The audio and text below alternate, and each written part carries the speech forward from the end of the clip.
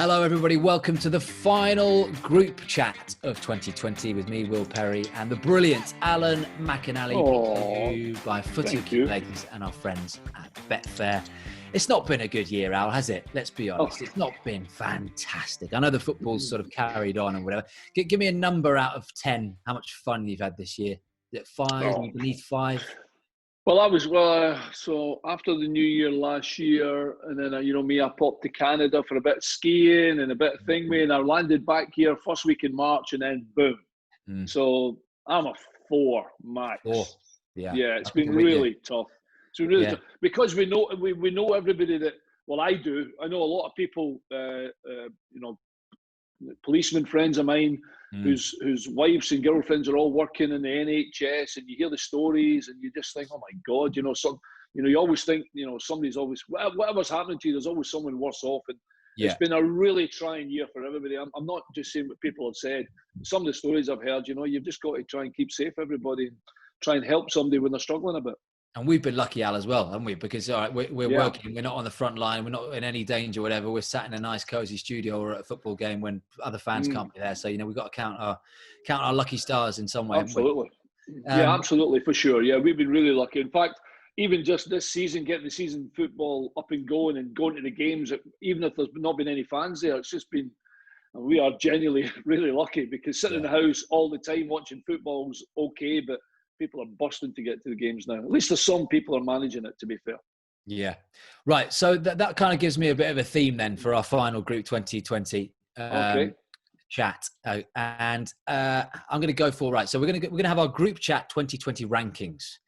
Right. And here are the topics. So it's a little quick fire back at each other. I've got a few topics. The first one I'm going to go for is I'm going to put you on the spot because I know you haven't any time to plan this one. Your best Premier League player in 2020. I'll kick you off, right? So my one, and you get a bit of time to think. Best Premier League player 2020. And I'm going to go for, I had a long, hard think about this. There are a few, and this, bearing in mind, we're not talking about the season so far. We're talking about the calendar year, 2020. And I'm going to go for Bruno Fernandes. Because one, I wish he'd signed for City. But I genuinely think he's just the real deal, the absolute business. Yeah. When you look at Manchester United, they were averaging 1.47 goals. I checked this out in 2019 before he signed. They're now averaging 2 goals a game. That's a big difference, to go half a goal a game. And that is surely down to the impact of Bruno Fernandes. He started every single game since he signed, apart from one against Leipzig when I think he came on as well in the Champions League. 32 goal involvements in 62 games since he arrived. I think he's had the biggest impact on a football club since Van Dijk signed for Liverpool. That's mine. Yeah, especially, I can't, listen, I know I would have probably said him for the simple reason you're talking about the calendar year, but there's no doubt that he is by far their captain in general within that team. In my head right away, I had Salah in my head because every time I'd seen him in the calendar year, he'd been absolutely unbelievable. I mean, genuinely unbelievable, but continued to have the numbers that put Liverpool in a position where they became Premier League champions and, Champions League contenders. And I know there's a doubt about, is Mane even more important? I'm trying to think of Chelsea's year in 2020, Arsenal's year in 2020, City's year in 2020. Because in my head, all of it always, and it always comes into my head when someone says, well, who's the best player in the Premier League? I immediately think of Kevin De Bruyne because he's so good. But the 2020 thing is a different scenario where, people will say that, the one that you've picked, Fernandes, have a bigger impact in 2020 than Kevin De Bruyne. I still think De Bruyne is absolutely unbelievable and still plays in one of the top teams, but maybe hasn't just been as influential with injuries that I've had in Man City's team as well as to himself. But I'll go with your Fernandes because he has been quite simply brilliant considering they were expecting it from the likes of Pogba or Fred or whomever else. But he has, I would almost say single-handedly, put Manchester United in the position where I think everybody genuinely thinks them as title contenders. Right, next up, most improved team or player 2020. Again, you can have the thinking time. So I was thinking of this last night, and I was thinking John Stones has got to be a shout, even though, all right, you couldn't really include the first part of 2020 in that, but certainly this season. So it's not really it's not a season thing. It's got to be a year thing. Tyrone Mings is one that sprung to mind as well. I think how sort of shambolic that Villa defence was last year. He's really worked with John Terry, hasn't he? And they look so solid now, Villa at the back. But I've got to go most improved with DCL, Dominic Calvert-Lewin. 16 goals in 23 appearances for club and country. That's just incredible. I know he's on a run of sort of 15 and 15, 16 and 16. They've died off a little bit, haven't they? But he's had such a big impact on, when Everton are playing well, he's scoring the goals, and Ancelotti's got him firing. Big Dunk's done some work with him as well.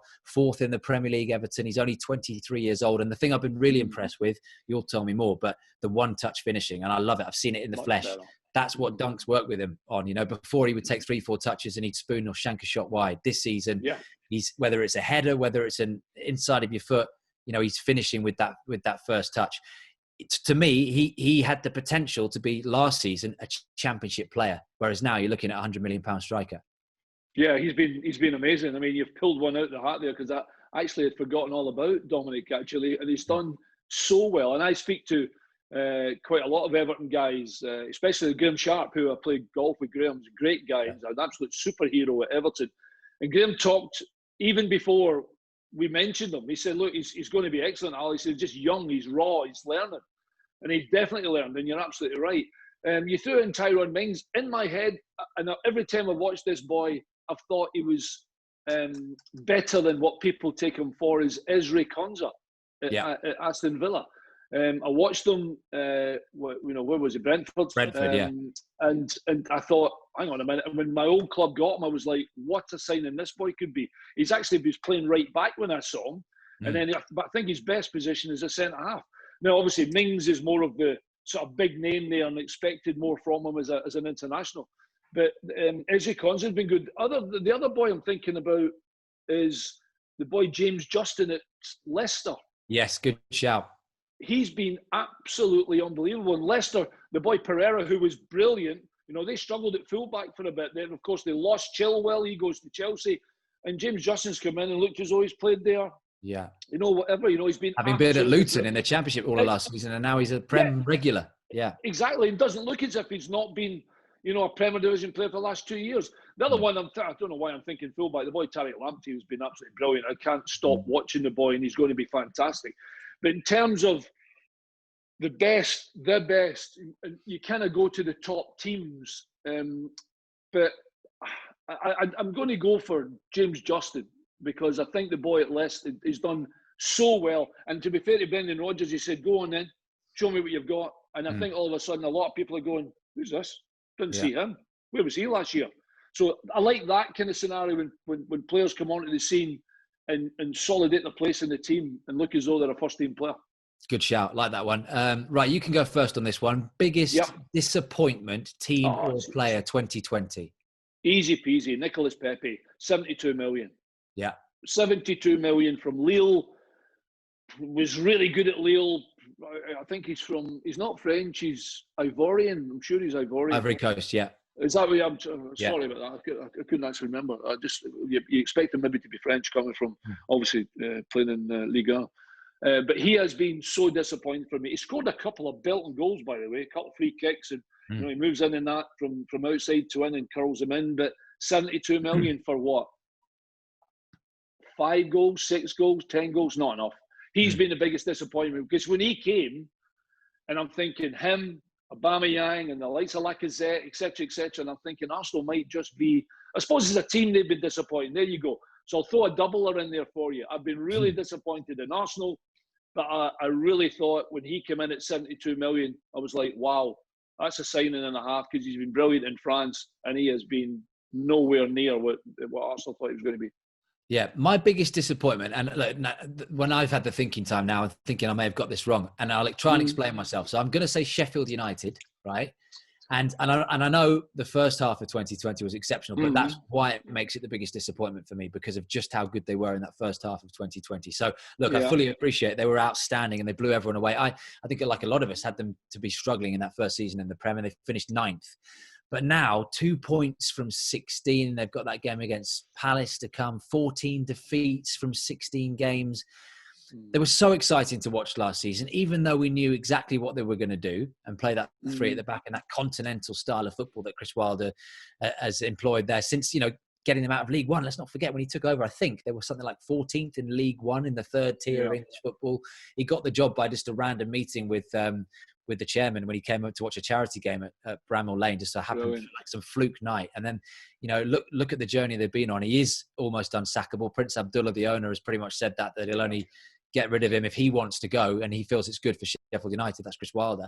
But look, to basically be down at Christmas, it would take an absolute miracle and the rest to get them out of it. And I think that's why I've got to go for them. I hope they bounce back next time. But I was expecting them to be, maybe not as high as 9th, but certainly sort of, top 12, 14. I think I had them. You and I did this at the top of at the start of the season. I had them in 11th or 12th. I didn't see them any problem. The bottom line is they can't score goals. Well, they're just not scoring goals. They're creating some chances, not as many, but they just don't have anybody that's got the shooting boots on. And you're right, they have been a disappointment. It almost feels unfair to throw them in because they were brilliant. And Chris Wilder's a nice guy, and you're like, Sheffield United, what another great result or whatever. And now, they seem destined, obviously, to be going down. But yeah, it's a good shout, mate. And it's even some of the Sheffield United guys, if they looked at 2020, they'd be like, we're ending on a bit of a downer, and we have been disappointing, certainly for half of the season. Right, you're up first for most underrated player in 2020. There's a few. What are you thinking for that one? Underrated. Oh, who's not playing that should be playing? Danny van der Beek? Yeah, but have we seen enough of him to say he's underrated?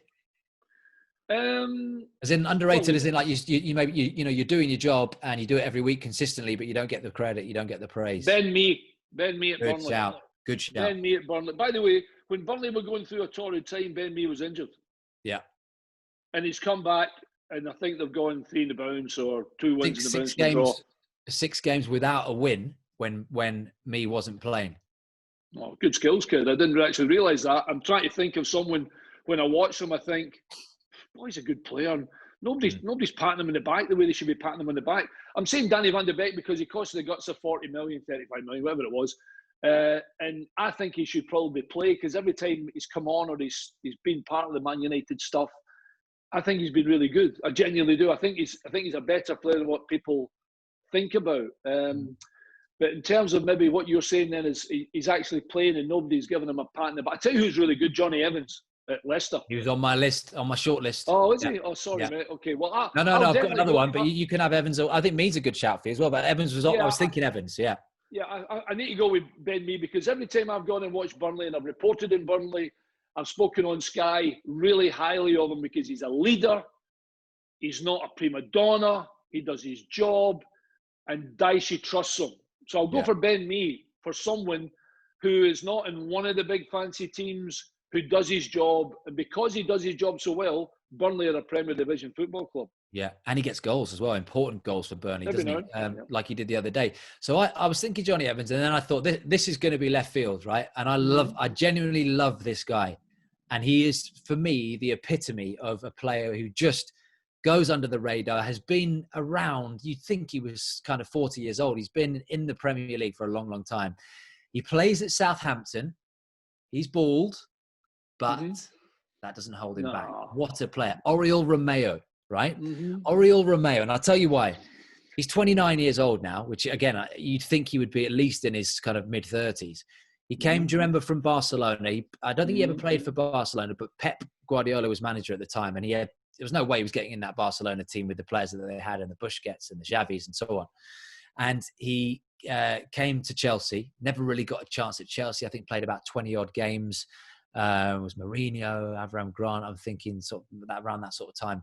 Then he went to Southampton. And even at Southampton, there were times where he couldn't get in the team. He wasn't seen because he's not a sexy player. He's not seen as that kind of, whereas now the defensive midfielder is the person that gets that team ticking. As Hasenhüttl's seen something in him, right?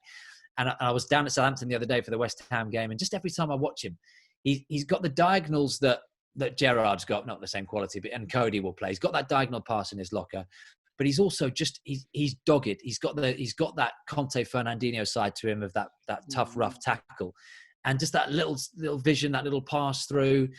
when you see the balls that he plays in for Ings and for Shane Long to get running as well, I think he's a massive, massive cog in that Southampton team who, bearing in mind, we're near the top of the table a few weeks ago. I know they've dipped off and they haven't won in the last 4 games. But, they're going to be, you had them, I think, 8th when you did your pre-season stuff. And I just think he is a huge, huge part of how Hasenhüttl plays his Klopp of the Alps football. Yeah, The only thing with him is I used to have him every week to get booked, and I don't think. Oh yeah, he likes that. Yeah, he likes a little yellow. I'm happy with you're throwing that in, buddy, because I suppose when they look, you have to remember we're trying to think of someone. When you look at a football team, you immediately think of Danny Ings, James Ward-Prowse, whomever, and not necessarily Romeo in the middle of the park. Who, if you look at Hasenhüttl, when he's got a piece of paper in front of him, he's got one name on it to start it, and it's Romeo Romeo. So, that's the kind of scenario we're talking about, because I would have thrown in Declan Rice as being somebody who I just think is amazing. But he gets the praise, doesn't he? He gets credit. Yeah, he already gets the praise, and I think people are realising how good he is. But yeah, I'm happy with your shout there. That's a good one, because I wasn't thinking about him at all, actually. I wasn't down in the coast at all. I was up northwest at Burnley. Yeah, no, I love it up there. I love it up there. Right, our final category for our awards season for the Group Chat 2020. We should have put our black ties on, shouldn't we, for this one? We've done most underrated. The final category is one to watch 2021. And I think, right, I've got the same answer as you. So I'll go first on this one, because I was thinking about this and I was thinking Harvey Barnes. And I know we were already watching him, but just... he's getting more of a run in the team. I just think 2021 could be a big season for him and for Leicester, who are right in the mix, aren't they? We talk about top 4; they're still right in the title mix. Leicester, Reece James, but again, we're already watching him. Here's the 2 I'm torn between, and I think I know which you're going to go for. Yves Bissouma. Okay, I don't know if you've seen much of him. Yves Bissouma, I think, is going to be a Liverpool player next year. I think Liverpool. He's been linked with them. I think.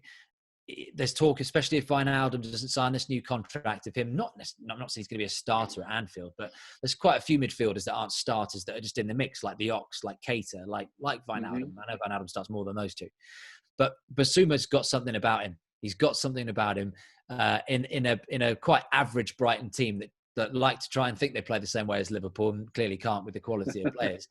But they have a pop, and he really gets Brighton moving. When he's playing well, Brighton are in their flow, and I know they're not picking up wins, but you put him in a decent team and he'd look the business. But look, all of that, I'm not going to go with him. So it was too long an answer for someone I'm not going to go with. I'm going to go for Gabrielle Martinelli. Okay, and I know you're a big fan of him as well. He's back from his injury, got 10 goals last season. We forget this kid's only 19 years old, right? And now the fact that Arsenal, have won 2 on the bounce. He's playing Emile Smith-Rowe. He's playing Martinelli. He's playing Bukayo Saka, who he kind of always has done. But then he's also still fitting in Aubameyang, albeit maybe out of position on the left-hand side. So you've got Aubameyang, you've got Saka, and you've got Martinelli as your front 3. And I think he's going to grab goals for Arsenal in the new year, and I think he's going to pull them right up the table. I wouldn't even be surprised if Arsenal finished in the top 6 this season. I know that sounds crazy, but they're where they are now, they're 5 points off. They're 5 points off 5th. So... we were talking about them being in the relegation pitch. It's a crazy, crazy season. I just think Martinelli is due some luck with these injuries. He's a kid, and I know he's exciting as well. Oh, I like him. I remember watching him. I don't know, was it maybe a year ago or something? And I was thinking he'll play in he's going to be a regular in the first team. He really is exciting. He's quick. I like him because he's direct. I see players now genuinely who are not worried about their stats, but every pass, if it's poor, it goes against you, etc. And he goes forward rather than get it, cut back in and give it across and get it back and not take anybody on. I see him much more direct. So it's a great shout, mate. Yeah, I love it. Wish I'd thought of myself. Of all the players I've seen in the Premier Division, in the Championship, I take it we're talking about the Prem, obviously. I watched this young French lad, Michael Olise, at Reading. Yeah. And he might be one to. I know he's not a Prem player, but I was really impressed with him. He's young still. I'm just throwing it in there of players. It doesn't have to be Prem. It could be anyone, mate. Anyone. Yeah, I don't want to put too much pressure on. To be fair, and the Reading fans will be delighted or unhappy that I've mentioned him, because people will be going, "Oh, he's a good player. We'll go and watch him." But he has been really good, genuinely. Young players in the Premiership, well, they kind of get the praise, and obviously Martinelli would be one that I would obviously like. I've already mentioned Ezri Konsa because I think he's going to be excellent at Aston Villa. I really do. I think he's very, very good. He's not a starter every week at the moment, and I don't think Smith sees him as that. But I think he will be one to watch genuinely. So much so, I'm going to put the pressure on him to say that I think he'll be an international football player. I think he's genuinely that good. I think he's still at that. Will I really do? I don't think he's strengthened. I don't think he's big enough as what he's going to be, or he's strong enough, or he's powerful enough. So I'm going to go Ezri Konsa. But I will tell you, everybody, that Michael Elise is a future Premier League player for sure. Nice. I like it. There we go. We're complete. We've got some ones to watch there, and we'll keep an eye on those for next season. Yeah. Right, a few more topics for you this week. Okay, and I want your reasons, your pros and your cons for Manchester United being in the title picture. We can't deny it as much as I'd like to. Manchester United now, right? They're 3 points behind Liverpool after Liverpool drew at Newcastle. So if they beat Aston Villa, your old club, they'll be on the same points as Liverpool. The same points, which is incredible how Ole Gunnar Solskjaer has turned that around. Then let me ask you this: when do you think Manchester United's last defeat in the Premier League was, Al? We're nearly 21. Well, they must have been beat at home, so because their home form's not been great. Who beat them at home? Who beat them at home? Who beat them at home? Palace. Arsenal. No. Arsenal. Oh, Arsenal came to thing and beat them, didn't they? November, Al. 1st of November. Was it really? That's 2 months ago, and they've just been. When you think that that's actually their only defeat after getting walloped by Tottenham, that's the only defeat they've had in all competitions. Well, in the Premier League, let's say from that point. No, they got beat by Leipzig, didn't they? Yeah, and they play Liverpool on the 17th of January. So there we go. McInally, give me your reason why Manchester United are and are not in the Premier League title race, please. Oh, man. Well, see, I don't think they are in the title race. I tell you, you've got to say that Ole Gunnar Solskjaer has been brilliant. I mean, he really has. Because if there's one person still, genuinely, and I genuinely believe this, if there's one manager still in the Premier Division that's still under pressure, I think it's Ole Gunnar Solskjaer. I think there's more people who would want Manchester United to fail. Maybe that's because of Man United. I just mean, I think there was a lot of people quite happy that United were struggling. Solskjaer was going to be favourite to be sacked, and he's dug in there. Do you know something? Do you think they're a bit of a slow burner? With the players that he brought in, and things not going particularly well. A couple of players that threw their toys out the pram. Players maybe just underperforming the level that they had been performing at before. I always say this, and by the way, Manchester United fans, I'm right that Manchester United relied so heavily on young Marcus Rashford a year and a half ago, 2 years ago, when he was still scoring goals and he was still the best player in the park and he was still carrying the huge weight of Manchester United on his shoulders. I thought the young guy was just brilliant. And he's getting better all the time anyway. And that's, by the way, one of the reasons why they are in the title race, Will, for sure. But I do think that he's starting to make bigger decisions, Ole Gunnar Solskjaer, in terms of who starts and who plays their part in Manchester United. But I do think they're coming now where they've had a slow start, Will, and they're kind of getting it together, Manchester United, genuinely. And I think that's why they're coming into the title race. You don't win anything, I suppose, in the first couple of months. But you can certainly get yourself in a position when you get to Christmas and New Year that if you can sustain that through January and February, then you're definitely going to be in it. And Man United are in it. And that game on the 17th of Jan, by the way, I don't think they'll beat Villa. Villa are in good form, genuinely. I think the game's at Old Trafford as well. Yeah, I'm sure it is, and that might suit Villa to a certain extent. But they will definitely be in the title race for the simple reason that I'm talking about. Obviously, throwing in the players I haven't mentioned, Cavani, for sure. You love Bruno Fernandes. I think Donny van der Beek has still a big part to play. Fred has been much better than people gave him credit for. McTominay he really has. McTominay is my next guy I'm going to talk about. McTominay, where are you going to play him? As a right centre-back, can play there. Has played at full-back. Very good as a defensive midfield player. And you can play him a little further forward, although that's not his best position because Fernandes is much better. Both full-backs have been okay. Shaw and Telles, I like Telles. The boy Wan-Bissaka gets a bit of stick because the people are telling me he's actually could play right-sided defender rather than a fullback because he's not the best going forward. but But he's he's done probably okay. one of the best one-on-one defenders in the Premier League, isn't he? There you go. So maybe Manchester United are thinking to themselves, okay, who else can we play on the right-hand side? If we'll get two centre-halves and we're not happy with the right-hand side, then maybe Wan-Bissaka could play as one of the centre-backs rather than a full-back. So they've got plenty of positives at the moment in time. De Gea went through a funny time as well, Will. He really did. Kind of come back a little bit. Still, people are saying that Henderson's time is now, but they've got lots of positives that put them in the picture to be Premier League contenders for sure. Just finally on them, for me, being in the title race, right? When we say being in the title race, what does that actually mean? Because to be in the title race, in my head, means that at the end of March, at the beginning of April, you're within touching distance. You're within 5 points of the leaders, right? And that is a long way away. So do you think that fast forward 2.5, 3 months, that they're going to be right in the mix? That's the big question. Right, yeah, exactly. So it's all right. I've said loads of positives at Manchester United and the way Ole Gunnar Solskjaer's managed to galvanise his team to get them into the position they are. He's still got problems, genuinely. The two centre-backs, and I include Maguire, although, you know, I'm a big fan of his, and people giving it, oh, he needs a rest. I'm like, no, he doesn't need a rest at all.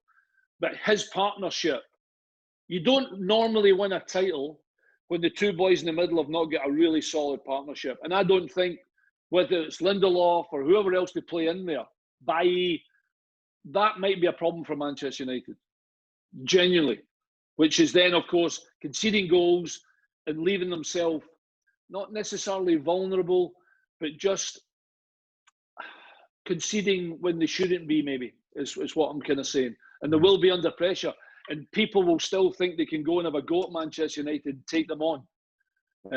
So that might be a thing. If Fernandes gets injured, it's not lights out, but you're not telling me that the majority of Manchester United fans think that if Fernandes gets injured, and there is a possibility because he loves it. He loves the tackle. Lights out for me. Okay. If he's out, game over. What my point was going to be, yes, I do like Danny van de Beek, and I think he's better than what people give him credit for. And it'd be interesting to see what kind of run he has in Manchester United. But to bring Pogba in and think he's going to have the same influence and captain and real leadership that Fernandes has showed, they're kidding themselves on. Because that's not happening. It's just not going to happen unless he has a big change of heart, a big change of like whatever. That it's not the Pogba show. It's still Manchester United show. And if Rashford gets injured, and you've got to rely then, unfortunately, on Martial and Cavani, and although you know I like Mason Greenwood, he's always really just going to play a bit part. I don't think he's ever going to get a sustained run in the team. That will be a huge problem. So you're basically talking about the hopeful that Manchester United don't get any injuries, and every team's thinking the same. But if Rashford and Fernandes pick up an injury and they don't manage to organise something in between these, in the back four or back five, but certainly with Maguire, who he plays with and has a proper relationship with, then that might be the reason that Manchester United might just find themselves, 10, 11, 12 points behind when we get to the end of March, beginning of April. Right. God bless America. It's time to make Burnley great again. The takeover's happened. We've been talking about it for a long time on the group chat. ALK Capital have taken over at Turf Moor.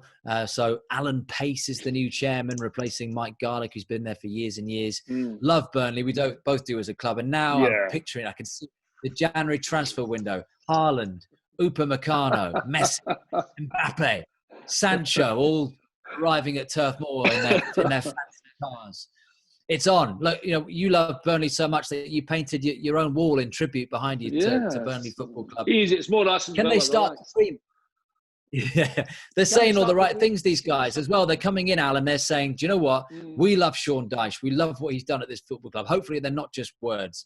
And, Alan Pace, the new chairman, saying we're going to back him in the January transfer window. Not sure what that means in terms of backing someone like Sean Dyche. Can you imagine? I've never ever seen Sean Dyche have the opportunity to spend 30, 40, 50, 60 million quid, which in football terms, that's not a lot of money. Imagine just giving him even 50 million quid in the January transfer window and going, have a crack at that. You can spend more than £200,000 on a player. We're looking above Will Norris and Dale Stevens this window.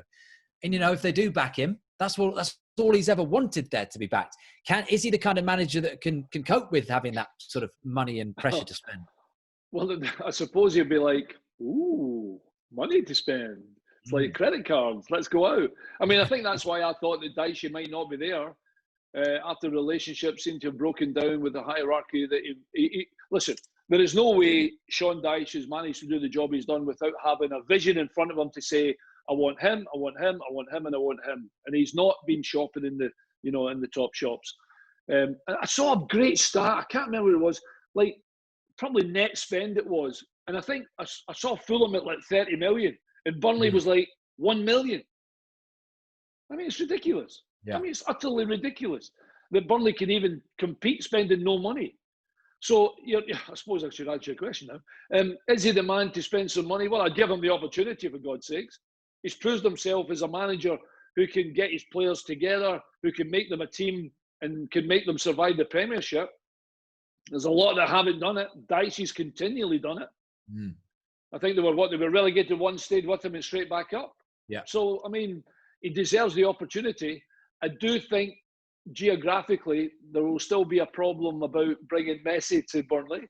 That might not happen. Well, it's 20 minutes down the road in a fast car. That's true. But I tell you what, we're laughing and joking. Even the other biggest thing I think at Burnley is wage structure. I think that would be one of the things that might be changing possibly at Burnley, because then you can still buy somebody for 10 million, although to be fair, Sean hasn't really done that. Yeah. And then the wage structure obviously becomes that little bit more difficult. And I think he's been tied a little in terms of giving someone 50, 60, 70 a week, whatever the norm might be at Burnley.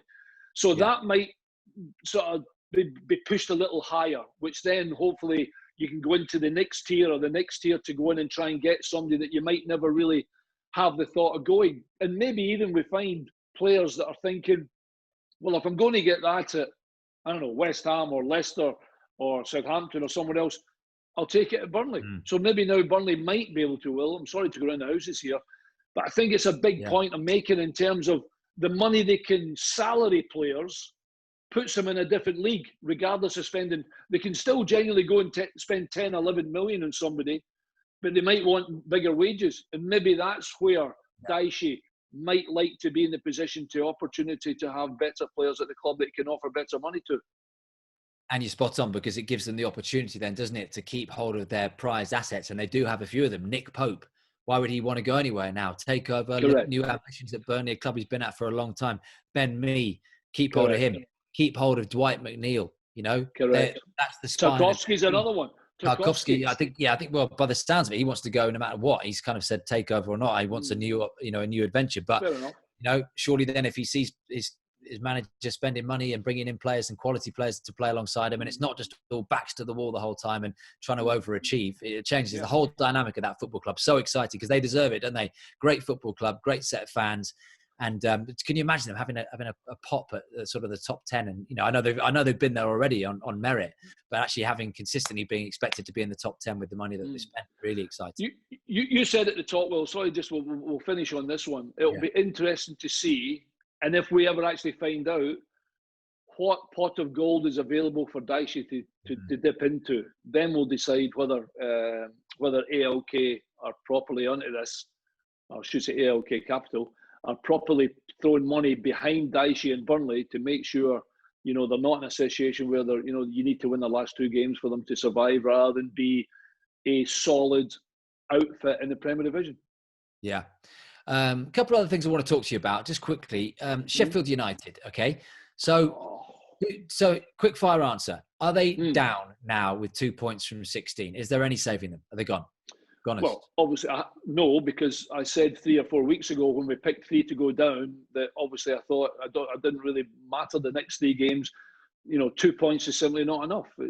They're gone. That's it.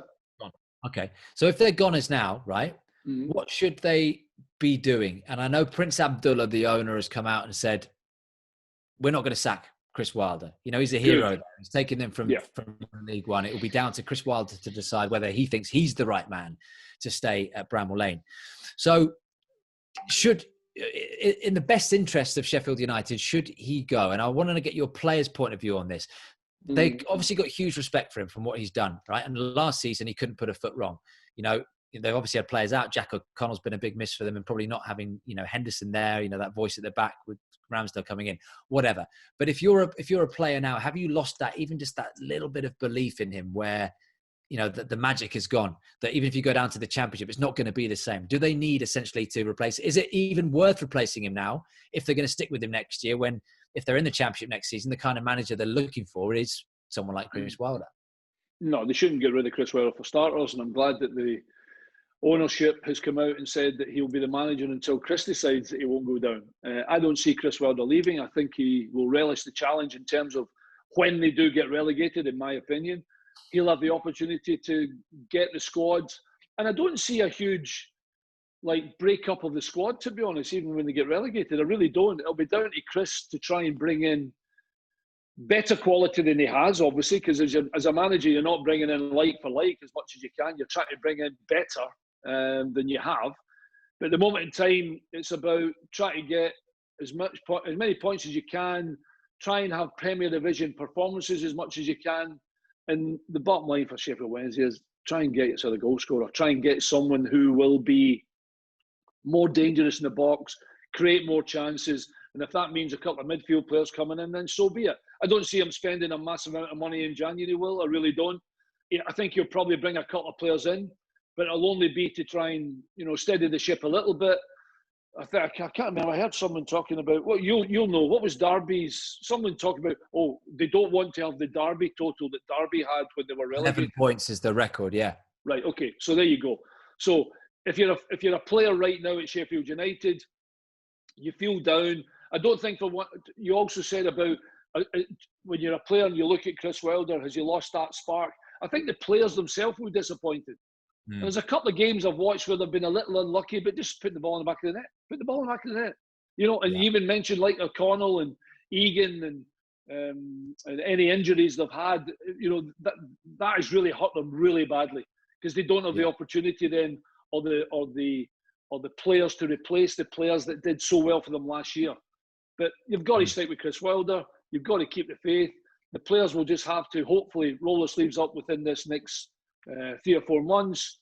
Try and obviously, if you've got anything about you, we don't want to have the label of we got less points than what Derby did, which is maybe something Chris might say. He'll probably be less interested regardless of what the hell Derby did. And it's all about preparation for next year, mate. It's as simple as that. And try and still, this miracle that everybody will maybe still talk about, I don't see it happening. I genuinely don't. And you would need to be, I don't know what you would have to be if you thought Sheffield United were going to get out of this. Don't see it. Yeah, my favourite part of all of that is you called them Sheffield Wednesday again for the second time. I always do that. I don't want to troll Alan McInally. It's at Alan McInally on Twitter. Yeah, I genuinely don't know. And by the way, my mate's such a huge Sheffield United fan and he hates Sheffield Wednesday. He reminds me about it all the time. I went to Sheffield Wednesday the other night and he was sending me a couple of things. He said, "Say this on TV," and I was like, "Really?" He's brilliant. I'm not sure what. By the way, go on. No, I was only going to say, and most of the stuff I get about Sheffield United comes from him because obviously he's such a big fan, and he goes to all the games, and he loved it, and he can't go, and he's frustrated, etc., etc. But it's not until he mentions something that the rivalry between Wednesday and United and Sheffield is brilliant. It's unbelievable. So I apologise right now to everybody at Sheffield United if I mentioned Sheffield Wednesday. Sorry. I think that's better what you did than just calling them Sheffield, which you hear a lot of managers saying, Sheffield and Manchester. People would say, and Manchester and Sheffield. Hey, you can help me out here. And we're doing this live, and this has just come to me. I got a tweet from somebody, Alan McInally, who said, "Al, please call us PNE." Okay, Preston North End. Yeah, they want to be called PNE rather than Preston North End. No, I was obviously saying Preston or Preston Football Club, and he said, "Why are you not calling us PNE? Why are you not calling us Preston North End?" That seems a bit pedantic, doesn't it? Well, I was like, okay, sorry, but I didn't. And so, is that a thing? I don't know. Leeds fans wouldn't say we want to be called Leeds United, so I don't know. So if you're a Preston fan, let me know. Am I saying it wrong? Should I be saying PNE, Preston North End, rather than Preston Football Club? Yes, I don't know. get in And, touch. and by the way, well, Acting when up. they got a good result, then they beat Coventry 2-0, so they're quite happy. Yeah. Diego Where's he Costa, going? he's going to Burnley. Oh, no. He's going to Burnley. Think about it. Turf Moor, Sean Dyche, Diego Costa. I know there are a whole list of clubs who would love him, aren't there, in the Premier League? Even though, Al, go on. Hang on. I need to stop you. When you said that there about, just think, Sean Dyche, Diego Costa, Burnley, the first thing in my head, the first thing I got was the two of them scrapping at the sideline. Who'd win? Who'd win that two one? of them like, oh, Dyche will kill him. But that was the first thing I thought about. What are you talking? The two of them would end up fighting. That was the first thing I was like, oh my God, it's a disaster. Anyway, sorry, carry on. But he's that kind of character. Look, he's a pantomime kind of character, isn't he, in that sense? But definitely had a big impact when he was at Chelsea. I don't think many of the Chelsea fans wanted to see him go when he did. And you look at last season, I think of Diego Costa being a kind of prolific goal scorer. I know he has a lot of other things to his game. He's a big, powerful presence up top and holds up a lot of the play. But 5 goals in 30, I think it was 30 appearances for Atletico last season. That's not a lot, is it? That's not a lot. Is that all? So you only get 5 goals, Will? 5 goals in 30 appearances. He's been linked with Wolves, Al.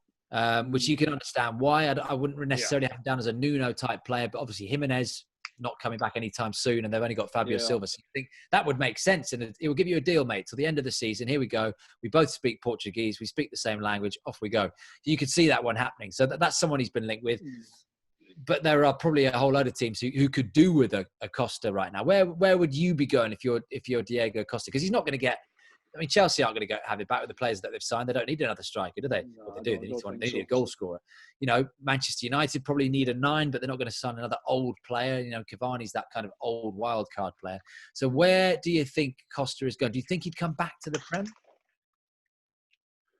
I think he would want to, genuinely. I think you're quite right. I think the Wolves thing just makes sense in terms of Jimenez being out. I should have mentioned him when we're talking about most underrated players. He's been absolutely brilliant. What a loss he's been to Wolverhampton Wanderers. Arsenal? Yeah, in my head I had Arsenal, and I wouldn't care that he played for Chelsea. He's not that kind of player, but I think Arsenal would be something. I'm trying to think of someone, because if you think of Diego Costa, you think of upsetting people. He's a bit of a street fighter guy, plays football that way. And maybe you're bringing him in to try and link up play rather than guarantee that he's going to get you 15 goals. But if he plays in a team, that like to go forward, then, he'll still put the ball in the back of the net for you. I'm just trying to think. So Spurs, no. Southampton, no. Leicester, money. Would he go to Leicester? Probably not. Rodgers and Costa, can't see that. Can you? No. West Ham, no. City, no. United, no. Wolves, yeah. Villa. But having got Watkins, what does that do to Watkins and, how often he plays? Newcastle. Wouldn't afford them. They wouldn't pay the money. Won't go to Leeds, Brighton, Fulham, Burnley, West Brom, They wouldn't Sheffield. go to Leeds. That would be a nice mix, Bielsa and Costa, wouldn't it? Could you imagine that? Actually, what about that one? That may be one. Let's go for that.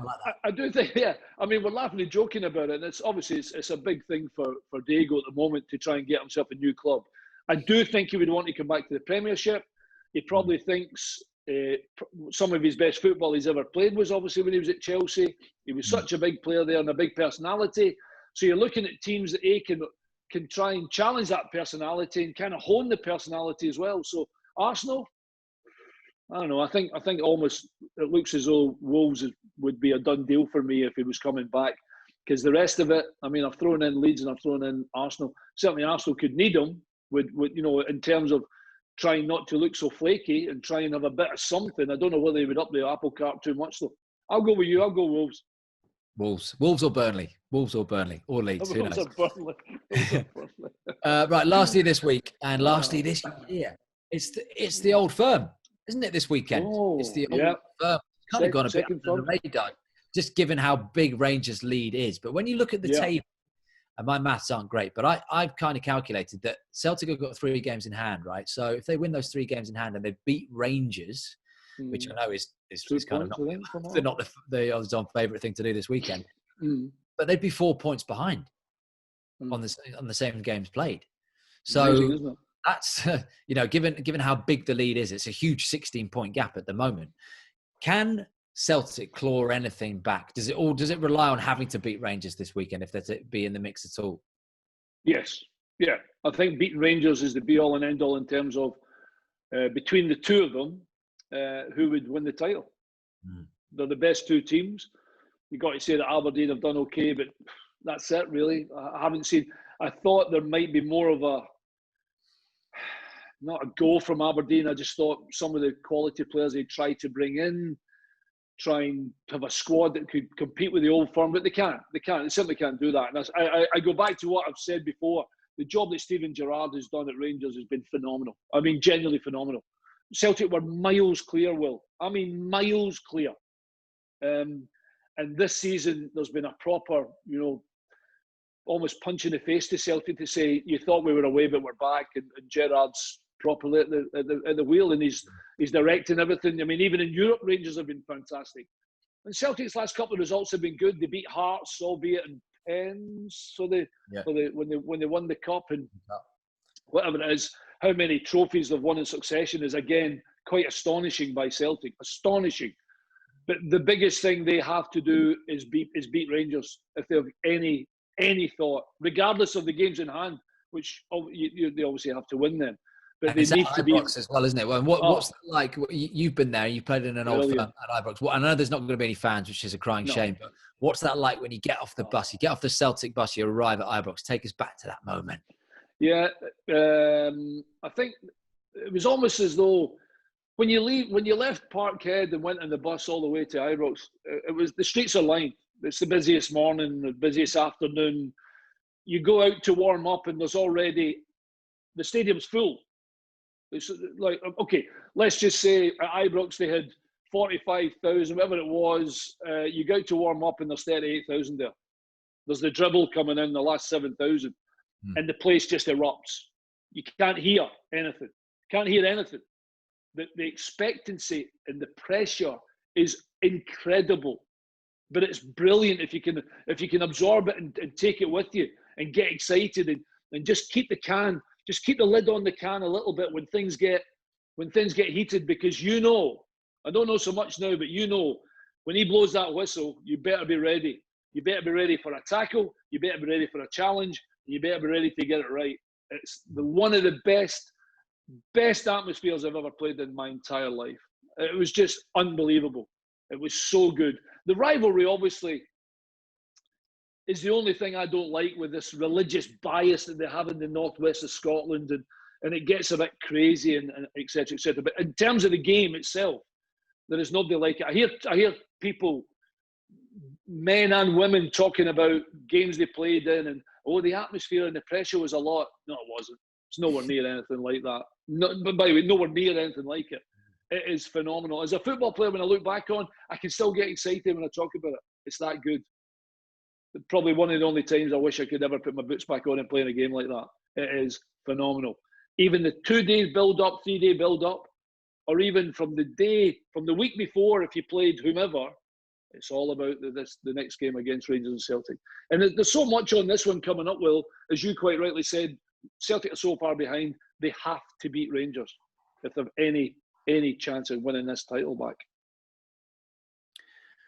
Mr. McInally, we've got Sam Rosbottom from Betfair with us. It's time for our same game multi. And guys, we're going to look this week at the Spurs against Leeds game. Should be a really interesting one, this one, because it's going to be a clash of styles. What's Mourinho going to do? We know what Bielsa's going to do. So it's a tricky one, isn't it? When you think of a same game multi, correct score, I don't like the sound of that, Sam, one bit, because I just have no idea what's going to go on. I'm going to go for a half of the section. Al, you can have the other half. I'm going to go for a Son goal anytime. He's due one, isn't he? And I think, I don't know, you kind of get the feeling that they might open the gates a little bit at Tottenham in this one because of the way that Leeds are going to come at them. They can't sit back, can they, for 60, 70 minutes, even if they get the first goal. But I'm going to go for a Son anytime. What are the odds on that one, Sam? Yeah, so, looking at Son, he's obviously, a great goal scorer. When Harry Kane puts that ball in behind, I don't care what defence you are, it's going to cause problems when Son's running onto it. He's 11-10 to score any time, so just ever so slight odds against there in the goal scorers market. So possibly a little bit of value. Okay, what else are you thinking, Al, on this one? Well, I don't think it's going to be like a 4-4, 4-3 job the way I know Leeds will probably go at them and stuff, but he won't be that expansive, Mourinho, and I think he'll look to try and nick it. You know, like 1-0. Look, maybe Leeds might squeak a draw.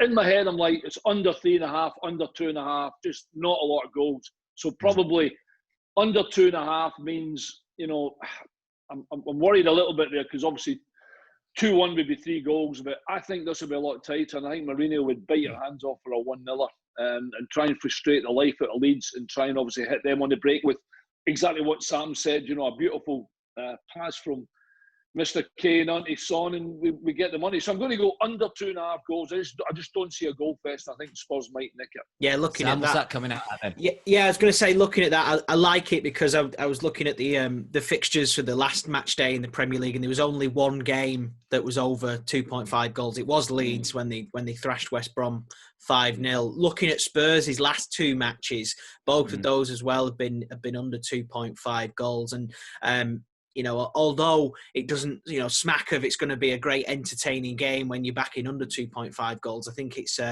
looking at what's been going on. There's been a lot of tight games. There's obviously a lot of changes in sides with the amount of games that are coming up over this period. So I think it's certainly value at 9-5 in this one to be under 2.5 goals. So the same game multi where we're combining those both selections into one bet. The double is coming out at 11.1, so just over 10-1 for Son to score any time and there to be under 2.5 goals in the game. What I also like about this bet is that it negates that issue of picking a winner. So if we were to back Spurs and Spurs do a Spurs like they have done recently, then you know, we're covered. Like I'll it. paint I like the the sound picture. of it. Well, I'll paint the picture for you quickly. Spurs score early, defend. Leeds get caught in the break, and Spurs win 2-0. Yeah, I can see that. Can definitely see that. I mean, look, Anyway, if we were talking about Al, if we were talking about Spurs against Leeds 3 months ago at the beginning of the season, we'd have been going for 8 goals or something, wouldn't we? 5-5. Yeah, I like the sound of that, Sam. So we've got under 2.5 goals and Son to score anytime for our same game multi. Right, let's move on to our ACCA, shall we, for the week if we have to. 3 o'clock kickoffs on Saturday afternoon. I mean, we say it every week. This is our last chance, Al. This is our last chance to save just a little bit of dignity, a tiny ounce of pride for 2020. It's been a horrible year for all of us. It's been a horrible year for us, in particular, picking the Accas. This week, I'm going to go for one in the Prem, and we've only got one to choose from because there's only, as there always has been over the last few months, 1 3 o'clock kickoff in the Premier League on a Saturday afternoon. Palace to beat Sheffield United. I'm not saying it with any kind of conviction because, you know, you wouldn't be massively surprised if Sheffield United got a draw or even nicked the winner at Selhurst. But at home, Crystal Palace, you'd like to think with sort of Eze and Zaha in full swing that they might have enough to make it, 15 defeats out of 17 for Sheffield United. So I'm going to go for them. And my other one is, I'm going to play it safe in the Championship, Sam. I'm going to go for Norwich to beat Barnsley.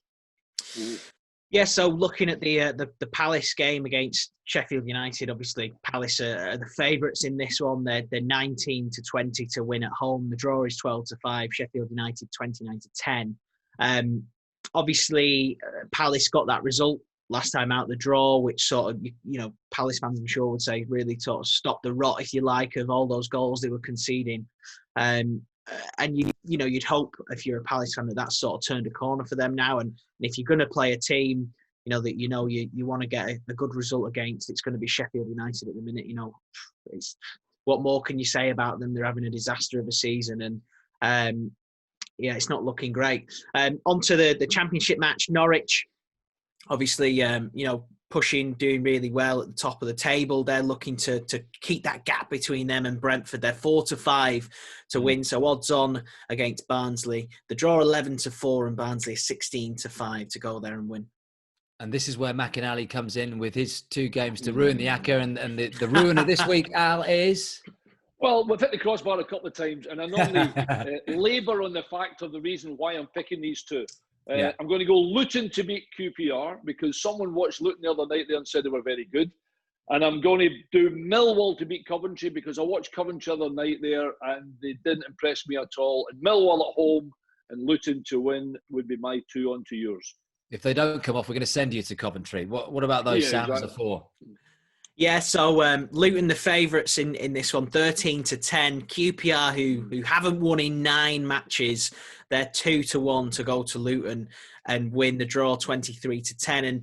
And Millwall against Coventry, both teams with pretty similar form. They're very close in the table. Millwall just ahead of them on 2 points. So Millwall can open up a bit of a gap there with a win there. Even money to beat Coventry, who are 16-5 to win, and the draw is 2-1. Come on, just be nice to us. We just want one for 2020, please. So, all in all, then, the accumulator at the minute, Luton to win, Millwall to win, Palace to win, and Norwich to win, is coming out at 16.15. So, just over 15-1. Naughty little boost. That'll take us up to about 18 or something, won't it? We'll have that. We'll have the same game multi. Jobs are good. Well done, boys. Lovely. Perfect. Thanks, guys. Al, we're a year down. I've had a lot of fun, mate, doing this year with you. We started, didn't we, in the middle of the lockdown, and we probably thought we'd only do a couple of weeks of it, and we've gone on and on and on and bored everyone. And we've definitely done that. But it's been lots of fun. And look, I mean, if we could see each other and we weren't in tier 9.7 or whatever we're in now, you'd be taking us out for a lavish meal somewhere for New Year. But I don't know, we're going to be sat in front of our tellies on our own, aren't we, on New Year's Eve? What are you doing? What you got planned? No, nothing. It's a quiet. It's a bring the bells in. I'll be in bed. Good news is I've got New Year's Day off, and then I'm working the 2nd and the 3rd. So there's plenty of games, obviously, that we'll be going to. But yeah, it's going to be a quiet one and a bit of a reflective one as well on what a crazy year it's been. But yeah, listen, thanks to everybody that's watched as well, and it's been brilliant working with you guys, and hopefully we'll continue for next year. Yeah, we're on for next year, definitely. Yeah, thanks to Will and Corey behind the scenes putting it all together. And have a great new year, everyone. And we will see you, Al, next year. See you next year, mate. Have a good one. Pal. Thanks, man.